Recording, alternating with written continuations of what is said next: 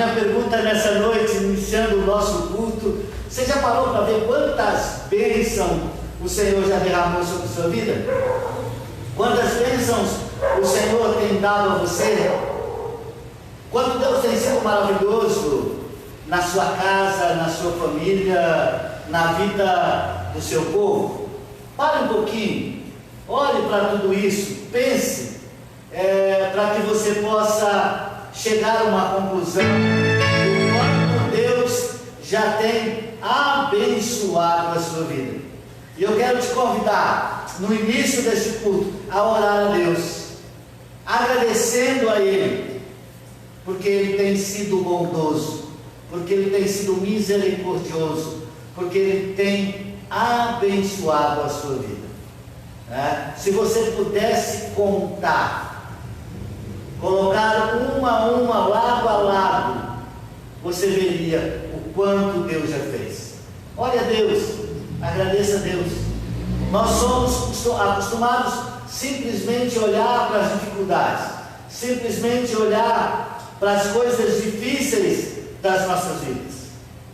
Mas é interessante nós olharmos para o quanto Deus já fez na nossa vida. Vamos orar e vamos agradecer a Deus por aquilo que Ele é, por aquilo que Ele tem feito, por aquilo que Ele tem dado a cada um de nós. Deus amado, nós te agradecemos, porque sabemos que não há outro Deus além do Senhor. Não há Deus maior do que o nosso Deus. Não há Deus tão grande como o nosso Deus. Nós suplicamos, Pai, em nome de Jesus, que o Senhor nos ajude, que o Senhor nos proteja, que o Senhor nos guarde, que o Senhor venha falar aos nossos corações. Toda a nossa gratidão ao Senhor, porque se nessa noite nós podemos ouvir a Tua voz, se nessa noite nós podemos erguer a nossa voz diante do Senhor, é porque o Senhor tem cuidado de cada um de nós. Obrigado, Deus, pela vida do Teu povo. Obrigado, Deus, por termos esse tempo tão precioso neste lugar. Nós te louvamos, nós te agradecemos, nós engrandecemos o nome do Senhor por tudo aquilo que o Senhor tem feito na nossa vida. Muito obrigado, Pai.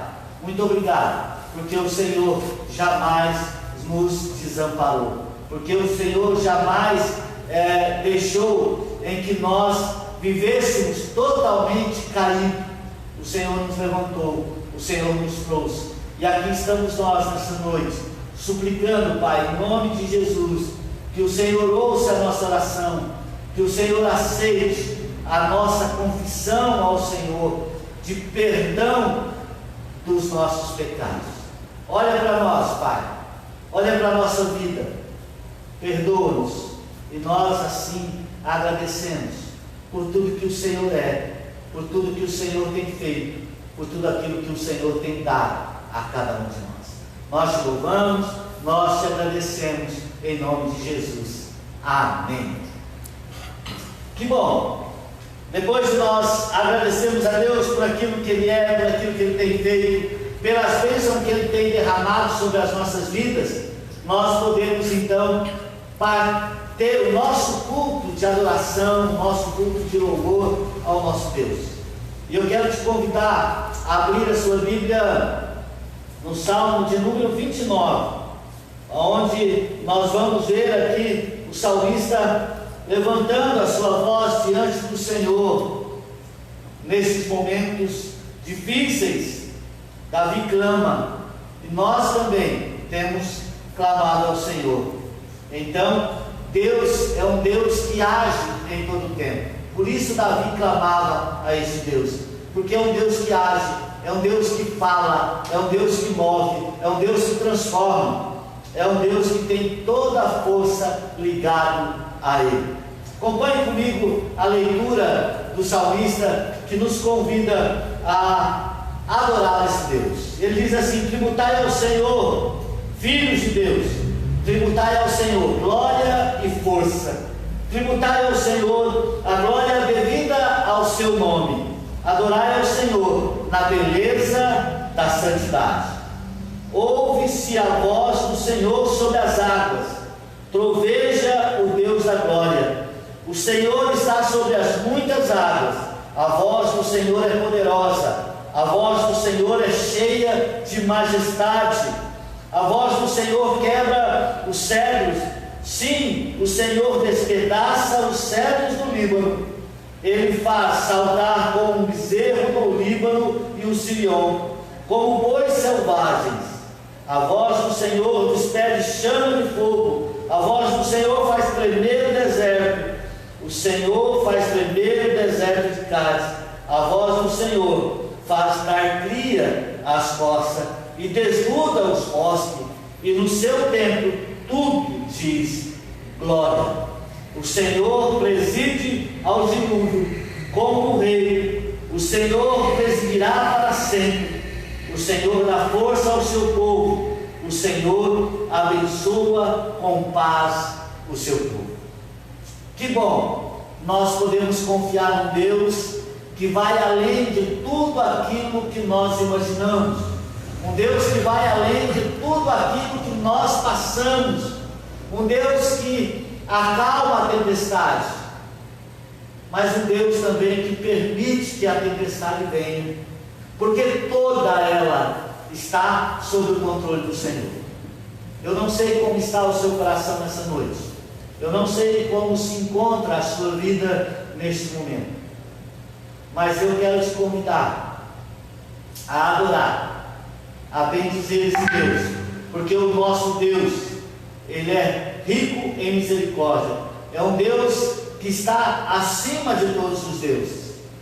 Ele é o Criador de todas as coisas, Ele é o que acalma a fúria do mar, é o Deus que dormia junto dos discípulos no barco, e quando Ele acorda, Ele pede para o vento, dizendo: aqui acalme, vento, e Ele para. O nosso Deus está sob o controle de tudo o que nós estamos vivendo. Por isso, eu te convido a confiar e adorar esse Deus Trino, Pai, Filho e Espírito Santo. Adore esse Deus com a sua voz, se você conhece este hino intitulado Adoração à Trindade.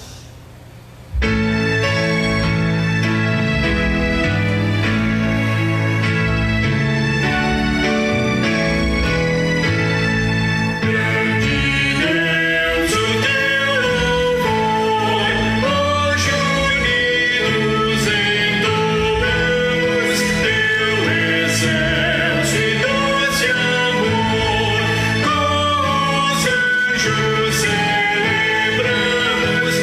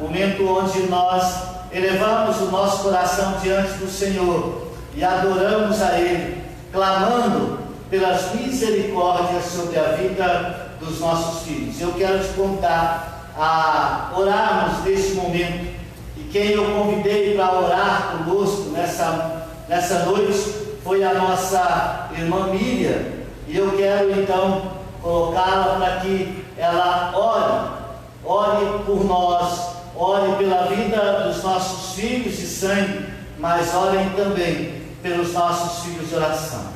Eu clamo para que Deus possa falar conosco nessa noite, e a nossa irmã Miriam então estará orando a Deus, agradecendo a Deus por aquilo que Deus é, por aquilo que Deus tem feito a nós.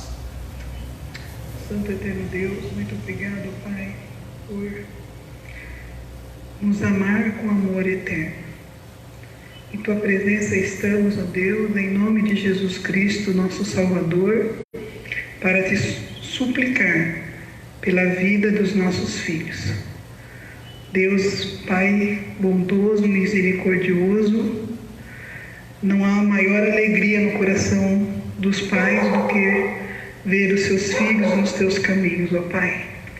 E em nome de Jesus, que eu Te suplico pela vida dos nossos filhos, para que eles não se desviem dos Teus caminhos, ó Pai.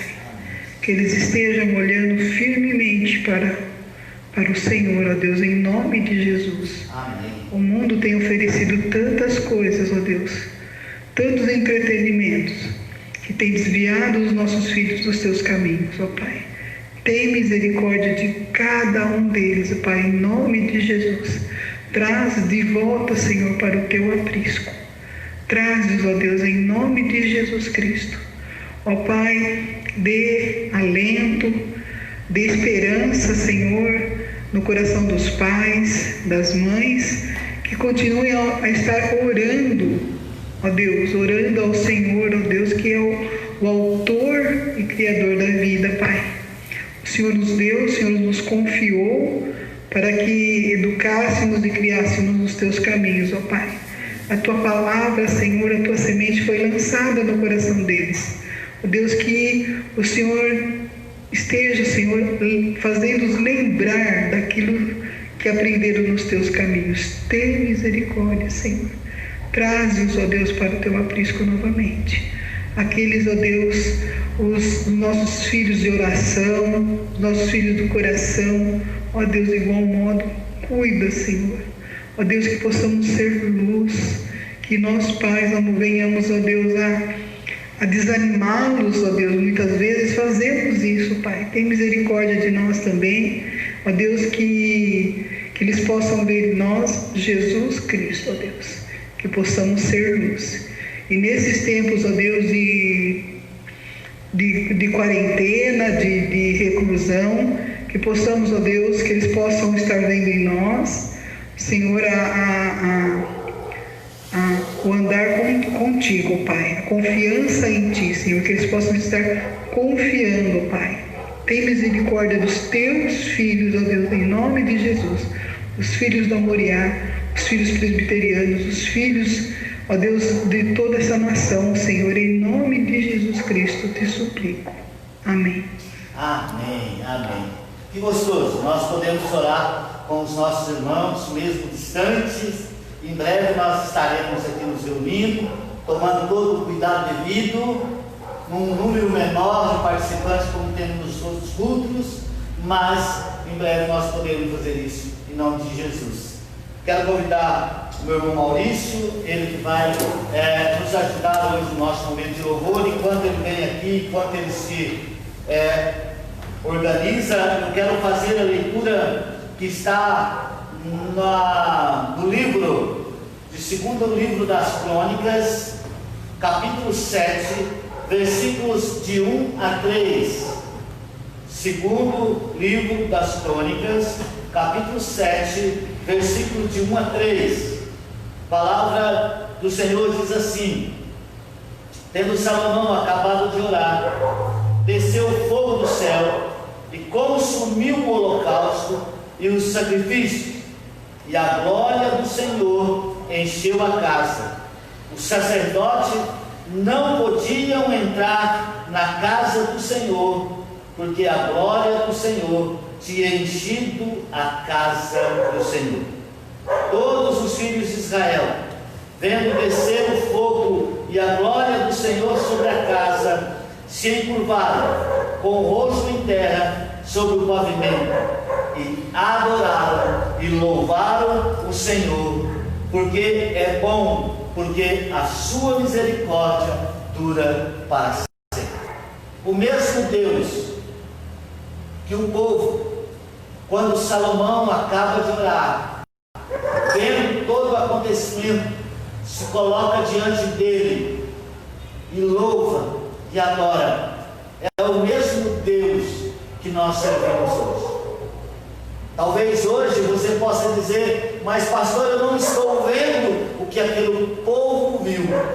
Como eu disse hoje na escola dominical, eles viveram a sua história, o seu momento, e nós também hoje estamos vivendo o nosso momento. Por isso, seja qual for a circunstância, que nós possamos também louvar e adorar este Deus. Vamos então agora louvar o nosso Deus com algumas canções com o nosso irmão Maurício. Boa noite a todos, graça e paz. Deus o abençoe. Você que está nos ouvindo, você que está nos assistindo, você que acompanha todos os domingos, né? Convido a todos vocês a estar continuando adorando a Deus, a cultuar o nosso Senhor Deus, amém?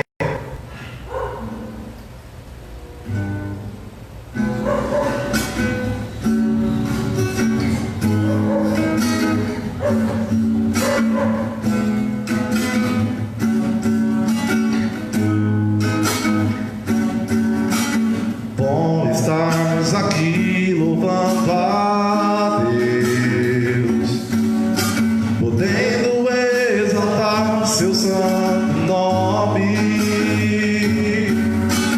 Bom estarmos aqui louvando a Deus, podendo exaltar seu santo nome. Tempo para isso, é tempo para louvarmos a Deus, um só amor, um só Espírito. Tempo para isso, é tempo para louvarmos a Deus, um só amor, um só Espírito. Deus, venha nos abençoar e que essa união nunca falte para nós.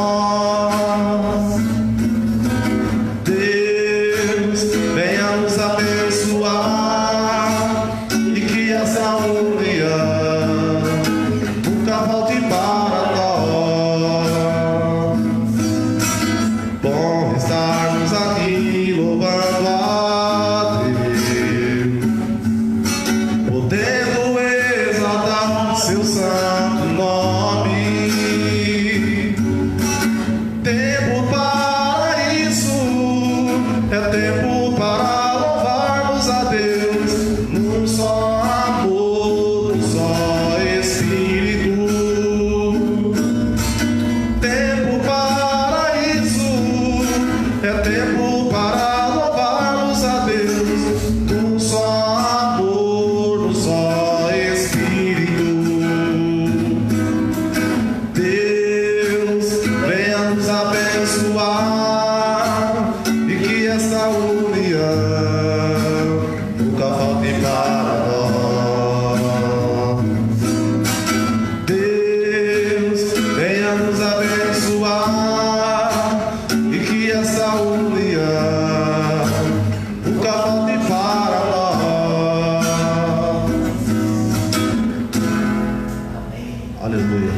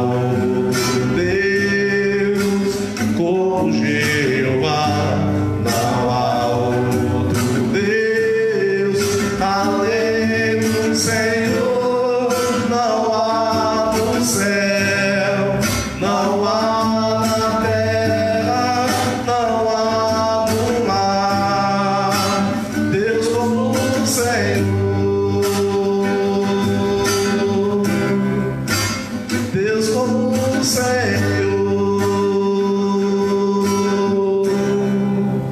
Deus como o Senhor. Amém. Oh Deus, louvado seja o teu nome, Senhor. Agradecido seja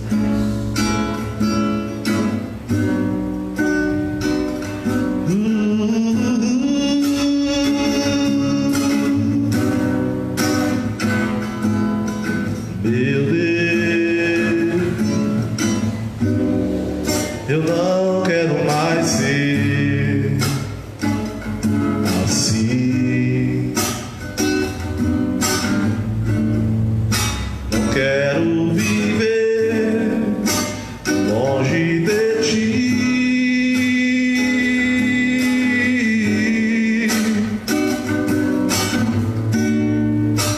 Não desviarei, nem seguirei coisas vãs. Só o Senhor é a estrela da manhã. Converta-nos a ti, Senhor, e seremos convertidos.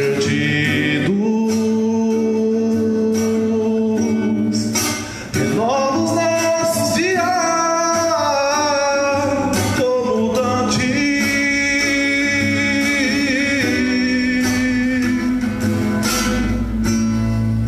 Perdoa e nos dá mais uma chance.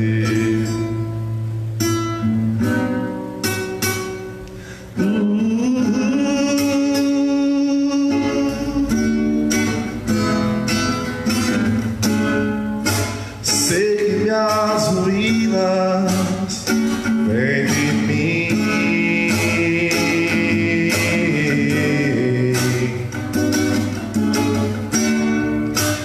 mas também sei que só de ti vem o socorro. Não quero viver longe de ti.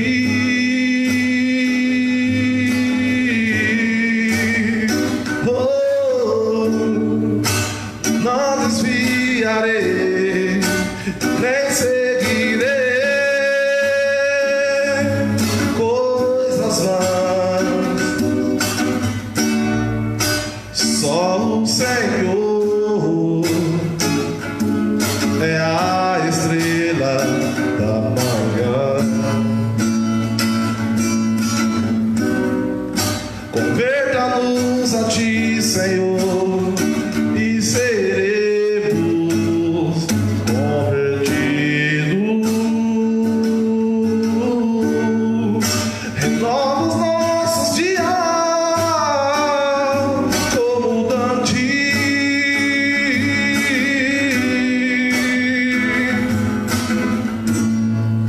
Perdoa e nos dá mais uma chance.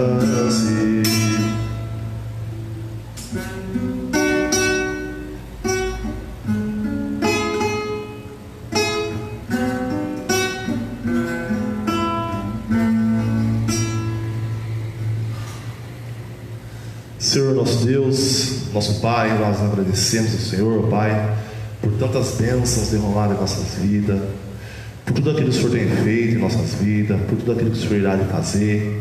Nós confiamos no Senhor, nós cremos no Senhor, sabemos que o Senhor é o único Deus soberano, o único Deus a qual pode nos livrar do maligno, o único Deus que pode nos abençoar, o único Deus que pode nos socorrer, o único Deus que pode nos levar ao caminho do céu. Ó Deus, em nome de Jesus, meu Pai, continua conosco, Senhor Deus, nos abençoando. Faça a tua vontade no curso desta noite, que o Senhor possa usar, Senhor Deus, querido amado, nosso pastor, Senhor Deus, para estar trazendo a mensagem a nossos corações, que o Senhor continue abençoando, Senhor Deus, querido amado, este momento, ó Pai, tão precioso, esse momento oportuno ao qual o Senhor nos dá, Senhor Deus, de te adorar e te louvar. Ó Senhor Deus, como é bom, Senhor Deus querido amado, estar em tua presença, adorando o teu santo nome, ó Pai, bendizendo, ó Pai, teu santo nome. Continua, Senhor Deus, no nosso meio, fazendo a tua obra. Continua enviando o teu Santo Espírito, ó Pai, para nos guiar, Senhor Deus. E fala, Senhor Deus, aos nossos corações, nos abençoando, nos fortalecendo e nos dando ânimo e força, ó Pai, para seguir os teus caminhos. Esta é a nossa oração, nesta noite, em nome de Jesus. Amém. Amém. Que bom. Obrigado. Obrigado, Maurício. Que Deus abençoe. Que você continue sendo usado pelo Senhor para trazer cânticos edificantes para a nossa vida, para a nossa igreja. Queridos, eu quero, nesse momento, também fazer aquele momento que nós fazemos todos os domingos, enquanto aqui nós cultuávamos o Senhor com a igreja, com todos presentes, aonde nós chamávamos as nossas crianças à frente e eles oravam. E hoje, em especial, eu convidei uma criança para que pudesse fazer essa oração. E é interessante que eu fiquei prestando atenção na oração da Miriam, a nossa irmã Miriam, e me lembrando, porque como eu pedi para que ele gravasse uma oração e me enviasse, na oração dessa criança, ele também faz os mesmos pedidos que a Miriam fez. Quando ela pede: Senhor, não deixe que os nossos filhos se desviem dos teus caminhos. E você vai ver na oração que ele também pede: Senhor, não deixe que nós desviemos dos seus caminhos. Nós vamos orar pela vida das nossas crianças com o nosso querido, nosso pequenino irmão Gabriel. Senhor Deus, muito obrigado pela nossa vida, Senhor, nossa casa, pelo nosso alimento, Senhor. Peço que venha nos abençoar como crianças de Ti, Senhor. Peço que nunca venhamos a nos desviar do Seu caminho, Senhor. Peço que o Senhor nos ilumine, que o nosso interesse principal seja a Tua palavra, Senhor. Que nós se interessemos mais, né? O Senhor nos guie, nos interessemos mais na Sua palavra. É o que eu te peço em nome de Jesus. Amém. Amém.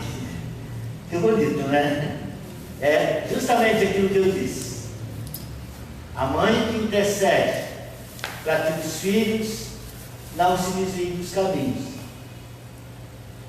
E o filho que ora e pede para que Deus não deixe que eles venham se desviar dos caminhos do Senhor. Que bom nós podemos ouvir isso de uma criança e saber que o Senhor está cuidando das nossas crianças. Essa deve ser sempre a nossa oração pelos nossos filhos. Parabéns a Valdeci, parabéns a Vânia, por esse menino que um dia me surpreendeu aqui na igreja, quando num momento de gratidão ele disse: obrigado, Jesus, porque a melhor coisa que aconteceu foi o Senhor ter entrado na minha família. E isso muito alegra o nosso coração. Nós estamos no último domingo do mês de maio. Último domingo que nós da Igreja Presbiteriana do Brasil celebramos como o mês da família. Um mês em que nós escolhemos falar sobre família. E nós sabemos o quanto a família ela tem sido bombardeada, o quanto a família ela tem sido atacada pelo inimigo. Nós falamos sobre os propósitos de Deus na criação da família. Nós ouvimos aqui irmãos falando sobre comunhão. Nós ouvimos falar sobre santificação. E hoje eu quero falar sobre algo, irmãos, que talvez você não esperasse que eu fosse falar nesse dia. Mas Gênesis, que trata no capítulo 1 e no capítulo 2, como eu disse a semana passada, o capítulo 2 faz como se fosse um replay em câmera lenta do capítulo 1, para que você entenda e veja a expressão da criação de Deus na vida do homem. O capítulo 3 fala de algo que até hoje tem assolado a vida dessa primeira instituição criada por Deus, que é a família. Eu queria conversar um pouquinho com os irmãos nessa noite, baseado no livro de Gênesis, sobre a tragédia do pecado na vida da família. Aconteceu com os nossos primeiros pais e continua acontecendo ainda hoje nos nossos lares, na nossa casa, na nossa família. A palavra de Deus em Gênesis capítulo 3, de 1 a 7. Como eu disse hoje na escola dominical, não vou terminar aqui. Domingo que vem será a última mensagem. Eu vou dividir essa mensagem em duas, para que nós possamos ver que o pecado entrou, mas que também houve uma solução.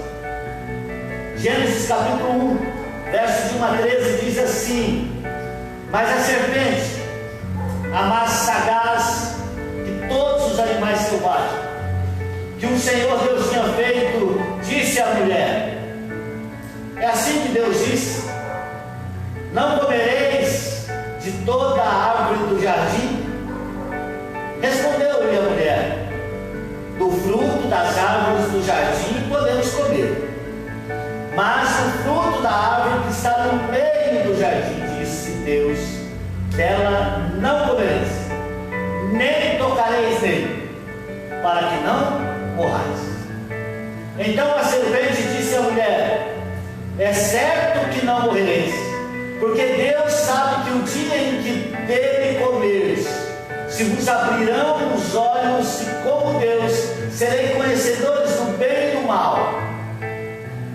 Vendo a mulher que a árvore era boa para se comer, agradável aos olhos, e árvore desejável para dar entendimento, tomou-lhe o fruto, comeu, e também deu ao marido, e ele comeu. Abriram-se então os olhos de ambos, e percebendo que estavam nus, coseram folhas de figueira e fizeram cintas para si. Quando ouviram a voz do Senhor Deus, que andava no jardim pela viração do dia, esconderam-se da presença do Senhor Deus, o homem e a sua mulher, por entre as árvores do jardim. E chamou o Senhor Deus ao homem e lhe perguntou: onde estás? E ele respondeu: ouvi a tua voz no jardim, e porque estava nu, tive medo e me escondi. Perguntou-lhe Deus: quem te fez saber que estava nu? Comeste da árvore que te ordenei que não comesse? E então disse o homem: a mulher que tu me deste por esposa, ela me deu da árvore e eu comi. Disse o Senhor Deus à mulher: que isso que fizeste? Respondeu a mulher: a serpente me enganou e eu comi. A tragédia do pecado na vida da família. A tragédia do pecado. Esse é um dos títulos, dos capítulos do livro do pastor David Merck, o qual eu tenho usado como livro base para as minhas meditações com os irmãos. O livro intitulado Lar, Família e Casamento.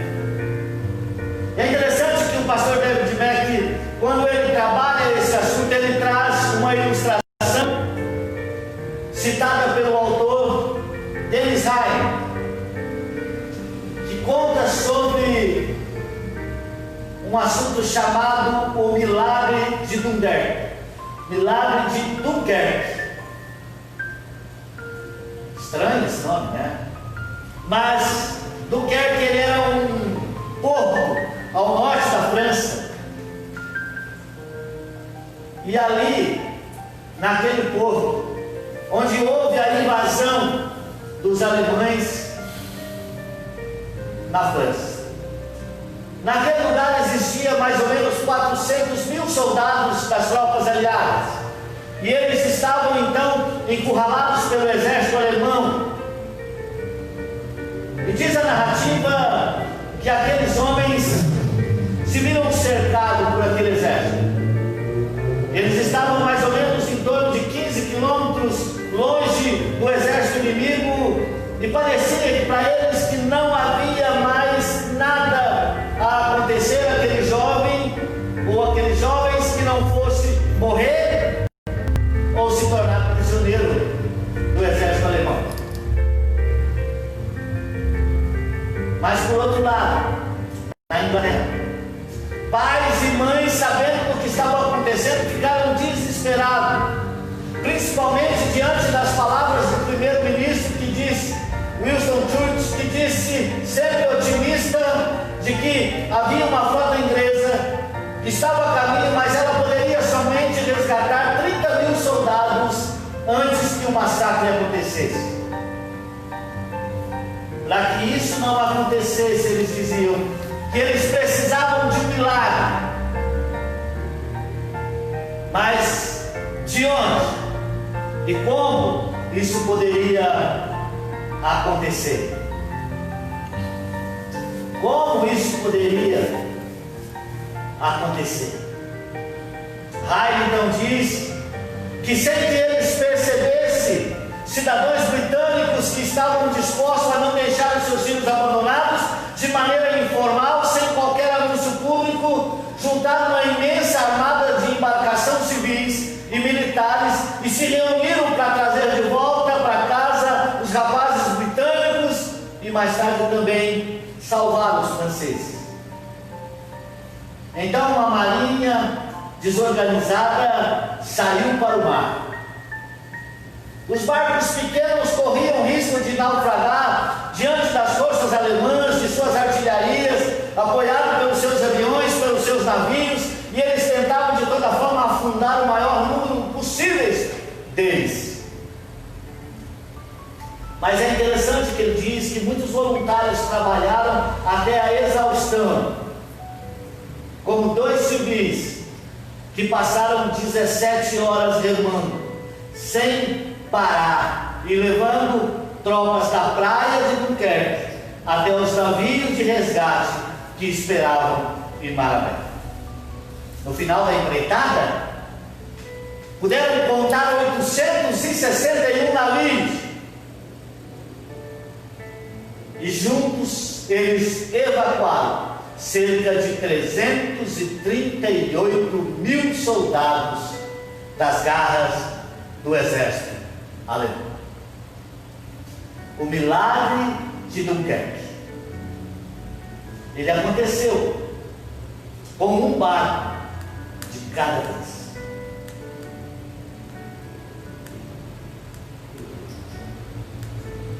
Eles fizeram e eles conseguiram reunir, resgatando vidas, muitas e muitas famílias.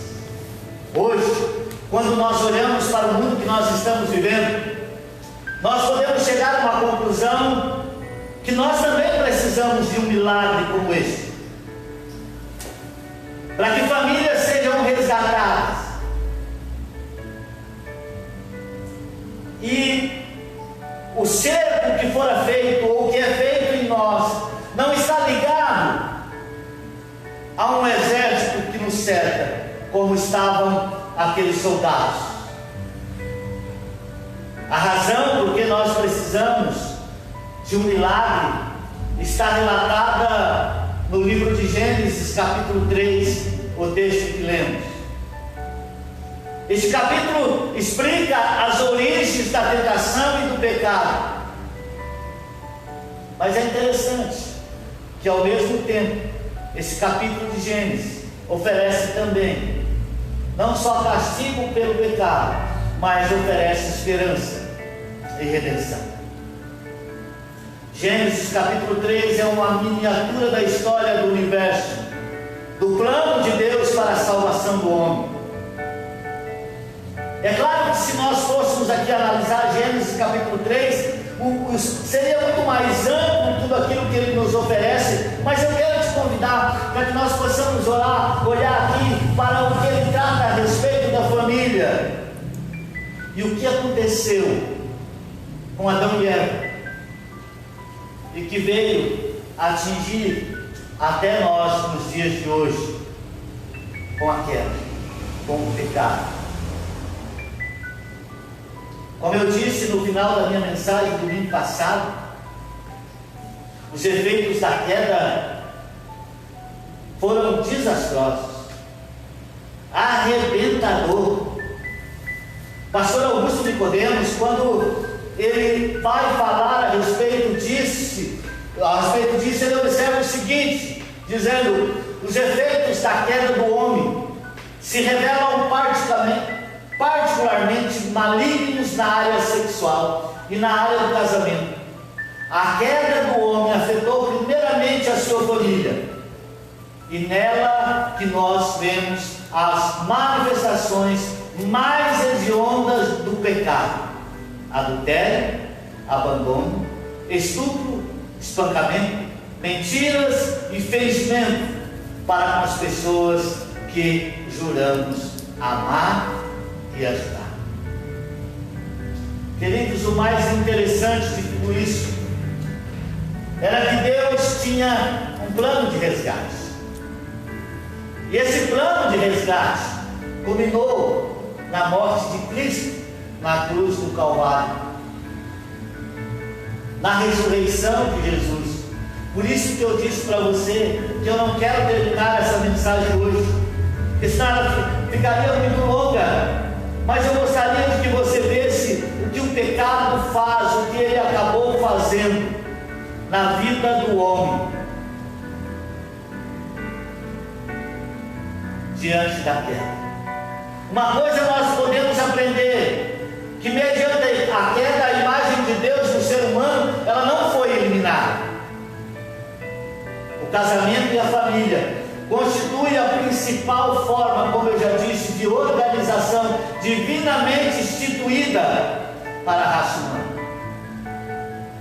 O que a queda fez foi alterar os planos e padrões do Criador para o casamento e na família. Mas ele ainda espera que essa instituição ela seja caracterizada pela monogamia, fidelidade, heterossexualidade, fertilidade, complementaridade e durabilidade. Hoje, eu e você, nós, que, como eu disse, estamos vivendo esse tempo, esse momento, somos convidados a encher a nossa vida do Espírito Santo de Deus, da sua palavra, para que nós possamos fazer como aqueles pais e aquelas mães que, sem medo, pegaram seus barcos, entraram em mar revolto, mar adentro, e lutaram para salvar a vida de seus filhos. Hoje eu e você, nós que conhecemos a palavra de Deus, somos convidados para resgatar,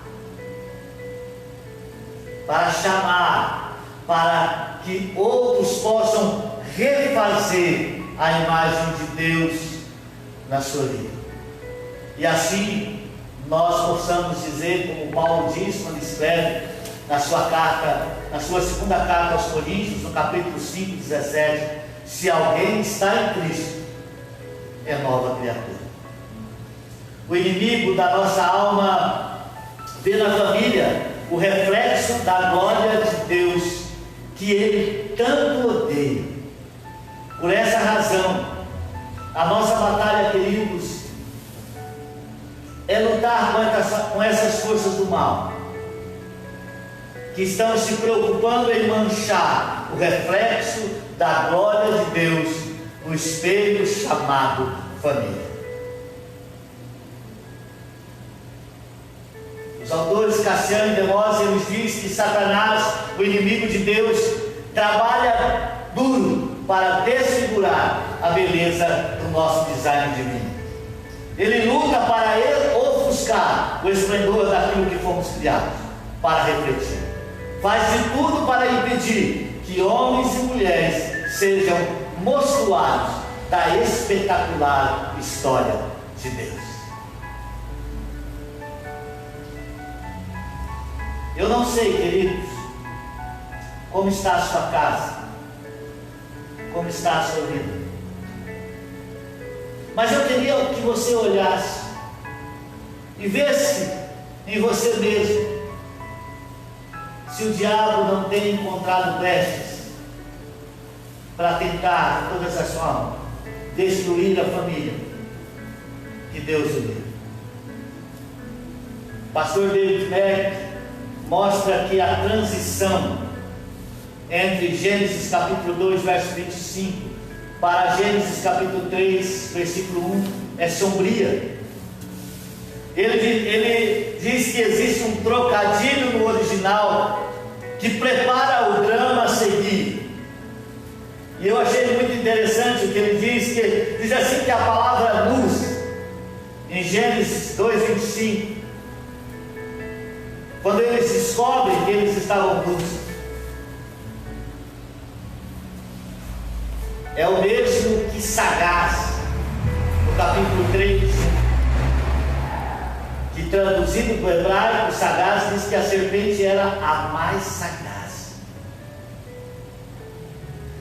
Ele diz que são duas palavras distintas, mas escritas da mesma maneira, para que você entenda, é a mesma palavra, mesmo que fosse uma palavra em português, como exemplo, manga.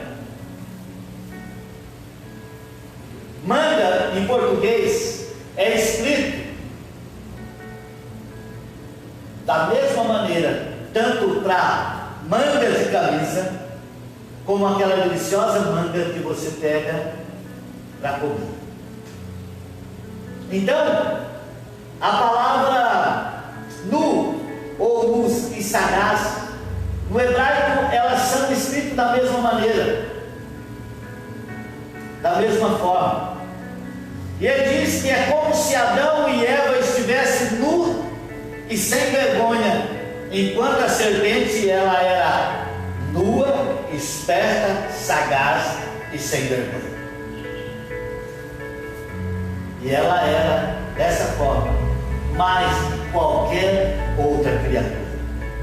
Então, dessa maneira, o palco estava preparado e o enredo para que o enredo fosse desenvolvido.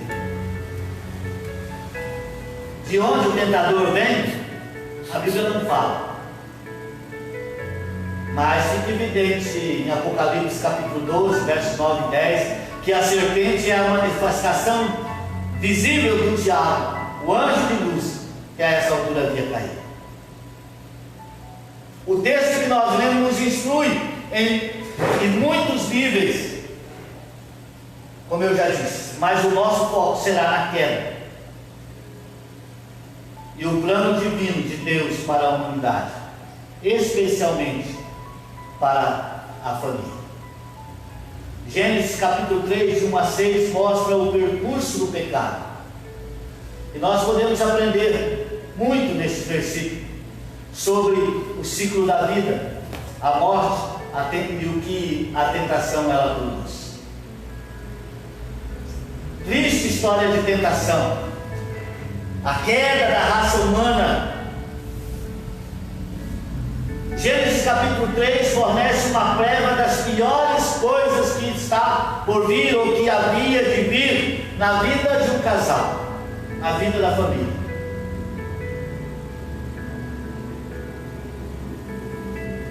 Eu quero te chamar a atenção para que você possa pensar nessa história que serve de miniatura do enredo humano até os dias em que nós estamos vivendo.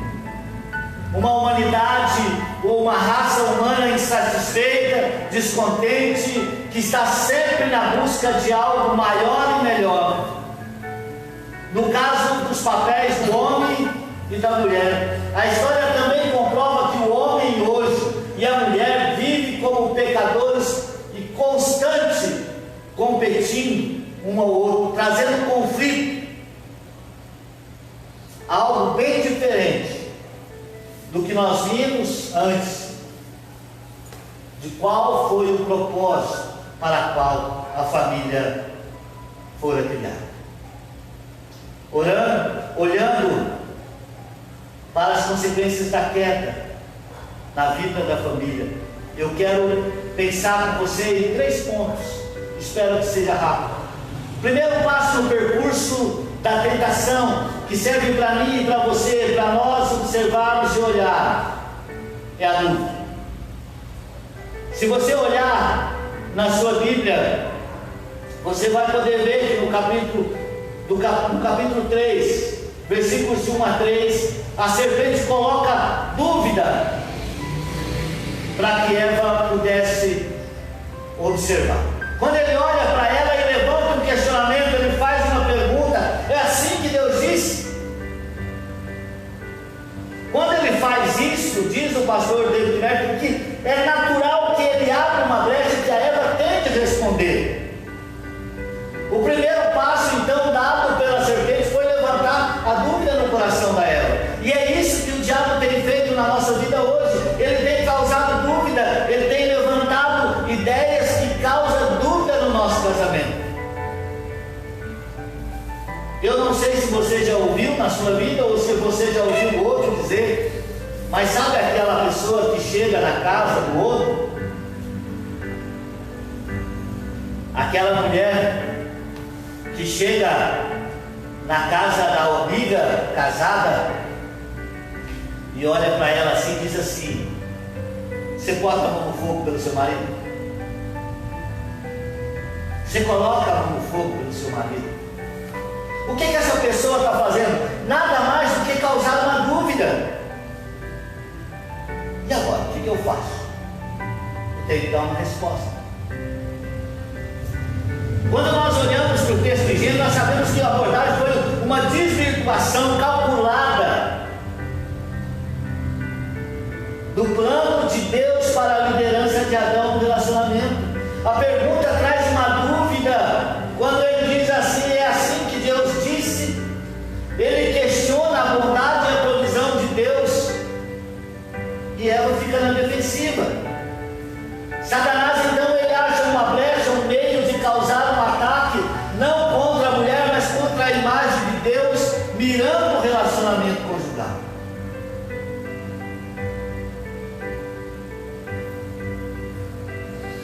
Nós precisamos, queridos, estar atentos.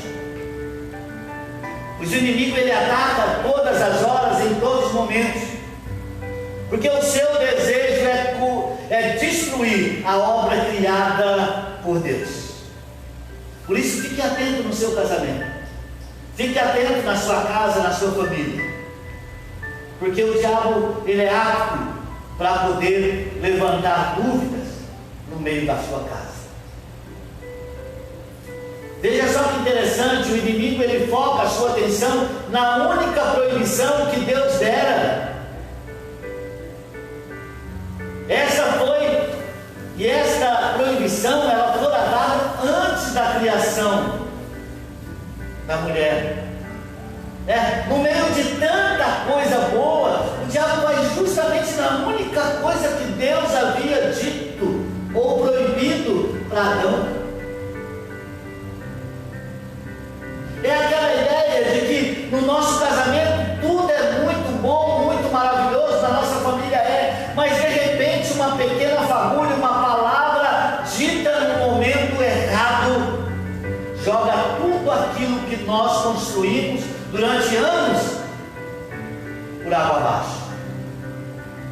O diabo ele coloca uma lente de aumento justamente na proibição e não sobre aquilo que Deus havia Egito, cheio de lugares. Eu falo para Adão, mas não, pô, fica à vontade. E ele então chega para ela e diz: é assim que Deus disse, não comereis de toda a árvore do jardim. Veja só, a pergunta ele já fala toda a árvore do jardim. Não foi isso que Deus falou. Falou que de toda poderia comer. Eva então ela se vê obrigada a responder, mas a resposta de Eva também chama a nossa atenção, queridos, porque veja só, Eva não só tira palavras do que Deus disse, mas também ela aumenta. E nós precisamos prestar muita atenção, porque na nossa vida também é assim. Muitas vezes o inimigo usa pessoas para tirar palavras ou aumentar palavras de fato de um ato que aconteceu, mas que muitas vezes não é verdade. Quando ele questiona Eva, veja como que Eva vai aumentar. O texto diz assim: respondeu a mulher: do fruto das árvores do jardim podemos comer. Do fruto das árvores do jardim podemos comer, mas do fruto da árvore que está no meio do jardim, disse Deus, dele não comereis.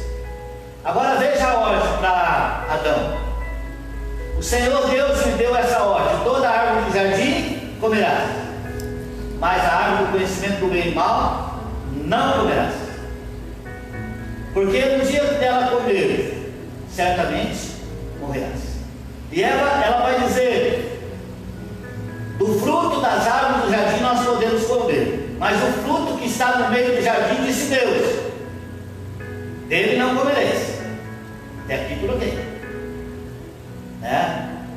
Mas aí ela diz outra coisa, né? Nem tocareis. Deus não fala para Adão que ele não pode tocar, ele fala para Adão que ele não podia comer. E ela diz mais: nem tocareis nele, para que não morrais. E a palavra de Deus para Adão é: no dia que dela comeres, certamente morrerás. Então ela tira e coloca palavras na resposta. Isso serve para nós olharmos, querido, que quando nós, como seres humanos, levantamos e colocamos coisas que não existem na palavra de Deus, dentro do padrão divino, logo acontecem coisas, ou logo cai em seguida aquilo que nós estamos dizendo. Esse é um perigo quando nós acrescentamos ordens humanas na palavra de Deus. Quando nós vamos para o Novo Testamento, nós vemos que Jesus também foi tentado pelo diabo.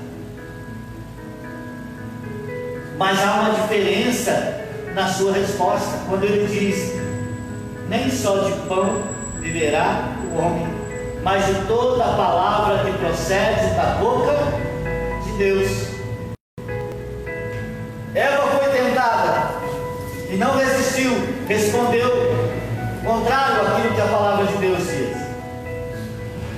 Enquanto que Jesus responde: toda a palavra que procede da boca de Deus. O segundo passo no percurso da tentação: primeiro foi a dúvida. Segundo, versos 4 e 5, nós vamos ver a negação. Aqui nós vemos a negação escancarada à palavra de Deus. O diabo, o pai da mentira, como diz João lá no capítulo 8, 44, ousa acusar Deus de mentiroso, quando ele brada com todas as letras, dizendo: é certo que não morrereis. Ou seja, ele está chamando Deus de mentiroso. Ele fala assim: vocês não vão morrer. Depois de ele levantar a dúvida, agora ele avança para aplicar o golpe fatal. Ele sugere que Deus não era bom, que ele não tinha ou não queria o bem do casal. e a sua mente, o que existia era não trazendo bem na vida do homem e da mulher, mas o que o diabo queria dizer para a Eva é como se dissesse assim: olha, a grama do vizinho está mais verde. Fala assim: olha, vocês estão enganados, vocês podem ser como Deus. O diabo é astuto, porque ele diz que eles poderiam ser como Deus, e eles esqueceram que eles já pareciam com Deus. O que o diabo estava dizendo era mentira, porque Deus diz: façamos o homem à nossa imagem e semelhança, e eles caem no golpe. E é a mesma estratégia que o diabo usa na tentação de Jesus, só que o resultado foi outro. O diabo foi astuto, oferecendo ao casal aquilo que eles já tinham, ou seja, a semelhança de Deus.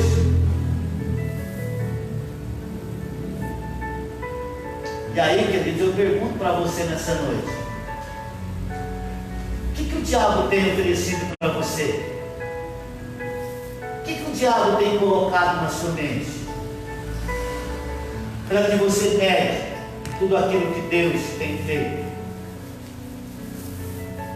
O terceiro passo do percurso do pecado é o desejo. Dúvida, negação e desejo.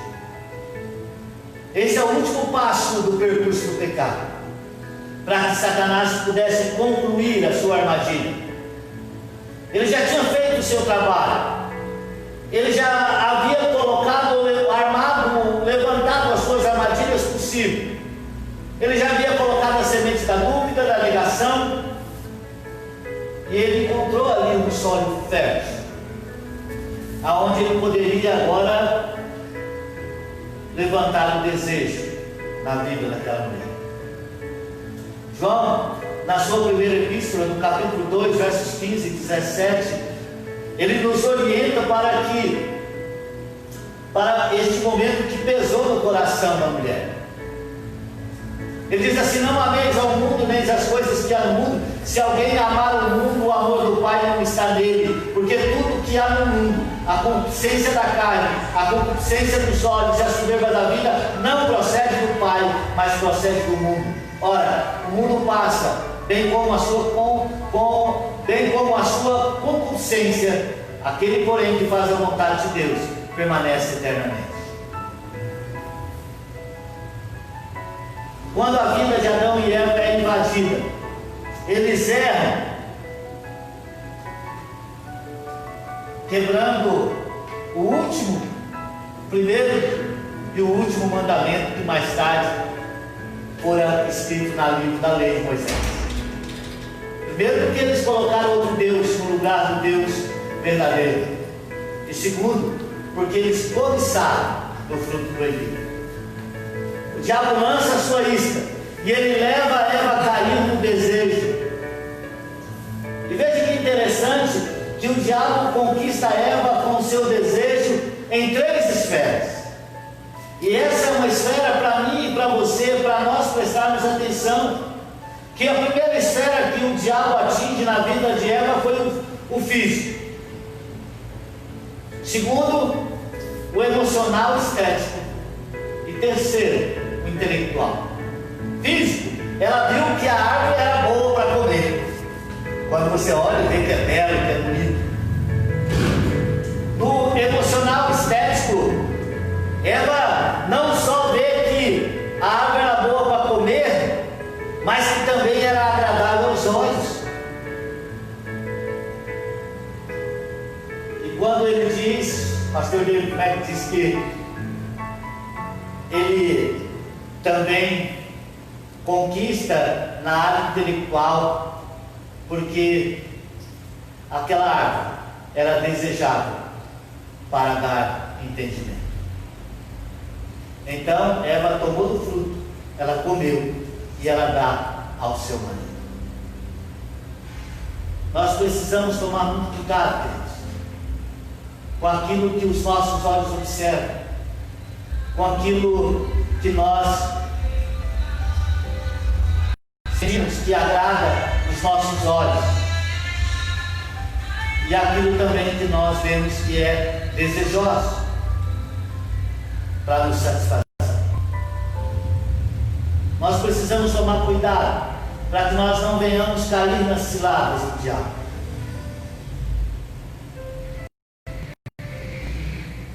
Muitos vão perguntar onde estava Adão no momento em que a serpente ou o diabo chega a Eva e lança tudo isso. E aí nós podemos estudar várias sequências na leitura natural da narrativa, para mostrar que Adão estava muito próximo do lado de Eva. E veja só 4 razões pelas quais nós podemos acreditar que Adão se encontrava presente. Ou seja, que um não estava distante do outro, estava muito próximo. Primeiro, o silêncio dele encaixa no contexto imediato de Gênesis capítulo 3, versos de 1 a 3. No versículo 6, diz que ele estava ali. O estilo aqui da narrativa registrada em Gênesis 3, de 1 a 7, sugere que Eva, após ela pegar o fruto e comer, imediatamente ela se vira e entrega no fruto para Adão. E diz alguns e outros estudiosos que outros homens em Gênesis também vivenciaram esse problema antigo do silêncio de Adão, sugerindo que o silêncio tornou-se um padrão para os descendentes masculinos. Nós precisamos tomar cuidado com isso, porque muitas vezes o perigo, as ciladas do diabo, está mais próximo de nós do que nós imaginamos. E aqui fica uma lição para nós, homens, que a nossa omissão e a nossa passividade, elas minam o fundamento do nosso lar. Nós precisamos agir, entender que Deus nos chamou para estar à frente. A mulher que deveria ser a auxiliadora idônea acabou tropeçando. E com isso ela levou Adão também à queda. A grande verdade é de que o que acontece ali é que ambos abandonaram o papel principal que Deus havia colocado para eles. O homem na liderança e a mulher, aquela auxiliadora idônea que deveria acompanhar. No mundo que nós estamos vivendo hoje, como eu disse, o pecado, ele continua ecoando nos nossos casamentos. Mulheres têm tomado a frente e homens têm abandonado a liderança do seu lar. E com isso nós nos acabamos nos revelando o Adão e a Eva do presente. Quando Adão come do fruto, ele coloca Eva como se fosse a sua deusa principal da sua vida. Ele prefere obedecer a voz da Eva do que a voz de Deus. E é justamente isso que Deus aborda quando ele encontra com Adão. Ele diz assim o texto, no 3,17, e Adão disse: visto que atendeste à voz da tua mulher, ó Deus falando com Adão, e comeste da árvore que eu te ordenara que não comesse, maldita é a terra por tua causa, em fadigas obterás dela sustento durante os dias de tua vida. Deus está dizendo assim: a responsabilidade era sua, por que você não cuidou? A responsabilidade hoje, meus queridos, é minha, é sua, é você, homem, que muitas vezes está aí passivo dentro da sua casa, deixando que o pecado entre.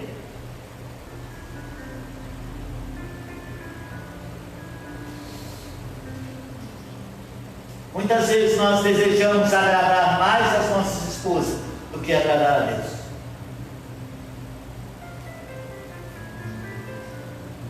quando a serpente ela deu o bote no casal, quando ela injetou o veneno do pecado nas veias do casal, todos nós recebemos desse veneno e caímos. Todos nós. E é justamente isso que Paulo escreve lá na sua carta aos Romanos, no capítulo 5, versos 12 a 19. Diante de todo esse acontecimento, a imagem de Deus refletida por mim, pela minha esposa, pelo casal, ficou embaçada, ficou corrompida, distorcida. A tragédia do pecado fez com que a vida nunca mais fosse a mesma. Ambos, e nós hoje, fomos mergulhados no pecado. Queria que você pensasse hoje, olhando para a sua casa, para o seu casamento, para a sua vida, pensasse nessas palavras. Aplique isso no seu coração. Primeiro, a palavra de Deus é o centro para nós resistirmos à tentação. É a palavra de Deus. Ela precisa também ser o centro dos nossos lares. Quando Jesus é tentado no deserto, o diabo usa palavras fora de contexto, mas Jesus responde com uma compreensão correta do que diz as Escrituras.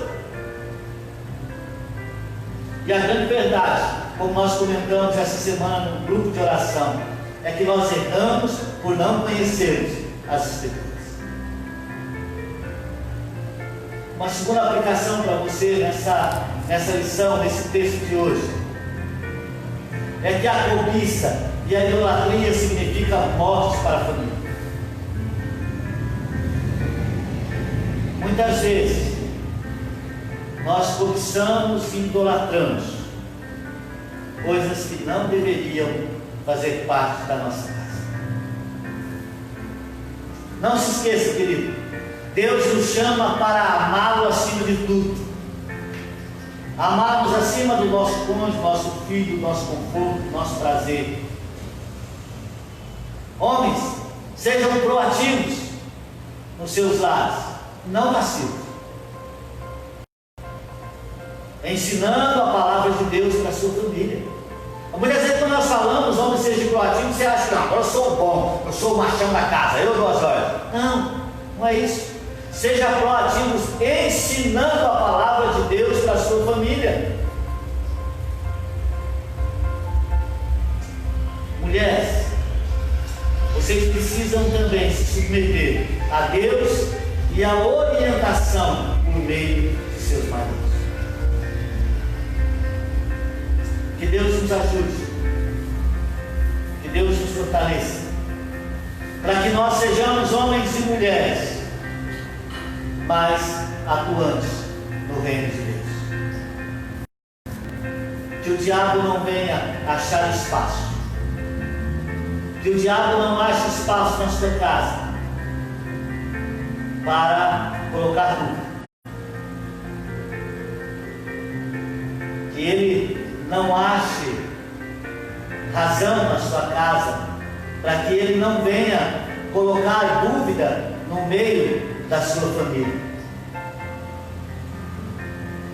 Porque quando o diabo coloca uma dúvida, ele cria uma expectativa contrária àquilo que Deus requer de nós no nosso casamento. O diabo, ele levanta dúvida, ele faz com que você possa cair na tentação de negar as verdades do seu casamento. E diante disso, ele acaba também trazendo o desejo daquilo que não deve ser realizado. Que Deus te abençoe, que Deus te guarde, que Deus te ilumine, que Deus te proteja e que a nossa família seja uma família abençoada para a glória de Deus. Amém? E que Deus nos ajude para que nós possamos caminhar na presença do Senhor. Vamos orar? Deus, muito obrigado por esse momento, muito obrigado por esse dia, por essa noite, muito obrigado por esse tempo na tua casa. Que nós possamos nos preparar, ó Deus, para que possamos enfrentar as armadilhas do pecado no nosso coração. Porque sabemos, Deus, que o pecado traz tragédias no meio do lar. E que nós possamos, Deus, estarmos preparados, sendo homens e mulheres comprometidos com a Tua palavra, para que possamos nos defender no momento, na hora, no tempo certo do Senhor. Louvo, te agradeço por esse dia, por esse momento, Pai. Oramos, Deus, pela vida dos nossos irmãos que estão em casa, que cada um se sinta protegido, guardado pelo Senhor. Oramos pelo nosso país, rogamos, Deus, que o Senhor venha com mão poderosa intervir com graça e misericórdia sobre cada um de nós. Deus, uma semana abençoada, e que assim possamos caminhar sempre firmes diante do Senhor. Essa é a nossa oração, essa é a nossa súplica que deixamos no altar do Senhor nessa noite. E agora, queridos, que a graça do nosso Senhor e Salvador Jesus Cristo, o amor de Deus e a graça do bondoso Espírito Santo esteja sobre a vida de cada um de vocês, hoje e por todos sempre. Amém. Irmãos, hoje de manhã nós estivemos aqui reunidos e o conselho tomou a decisão de que nós vamos retornar com os nossos cultos presenciais, se Deus permitir, usando daquilo que o decreto requer de nós, 30% da ocupação do espaço, no domingo, dia 14, tá bom? Então, no domingo que vem, nós ainda teremos culto da forma que estamos tendo hoje. E se Deus permitir tudo ocorrer certo, bem, nós retornaremos com o nosso culto presencial no dia 14, ok? Durante a semana eu vou fazer um documento, uma carta, que será enviada no grupo da igreja. Se você não está no grupo da igreja, fale comigo, para que eu te coloque no grupo da igreja, para que você receba esse documento, explicando como funcionará os cultos que teremos aqui na igreja a partir do dia 14, tá bom? Aguarde e você vai poder tirar todas as suas dúvidas mediante aquilo que eu vou escrever, para que vocês possam entender melhor, ok? Um abraço a todos, boa semana, Deus abençoe, estamos juntos e viva Jesus! Viva!